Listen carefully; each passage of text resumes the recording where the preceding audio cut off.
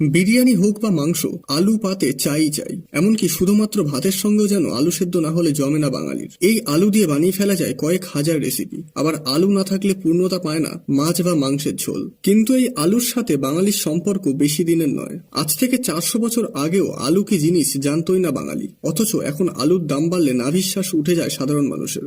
আলুর দাম এখনো কমেনি। নতুন আলু উঠলে আমরা আশা করবো কিছু কমবে। আলুর মূল্য যেভাবে বাড়ছে তাতে আমাদের মধ্যবিত্তদের বাজার করা খুবই কষ্টদায়ক। আলুর জনপ্রিয়তা এতটাই যে বিদেশে আলু এক্সপোর্ট করে প্রচুর পরিমাণ ফরেন কারেন্সি কামায় ভারত। জানেন আমরা কাদের দেখা দেখি আলু খাওয়া শিখেছি? CR7 ক্রিশ্চিয়ানো রোনাল্ডোর দেশ অর্থাৎ পর্তুগাল। ঔপনিবেশিক এই শক্তির হাত ধরেই প্রবেশ করেছে ভারতে আলু। 1498 সালে ভাস্কো দা গামা প্রথম পর্তুগিজ যিনি ভারতবর্ষে আসেন। তারপর 1505 থেকে ভারতবর্ষে শুরু হয় পর্তুগিজ রাজত্ব। আনুমানিক এই 15 থেকে 17 শতাব্দীর মধ্যেই ভারতে প্রবেশ করে আলু। তারা আলুকে বলতো বাতাতা।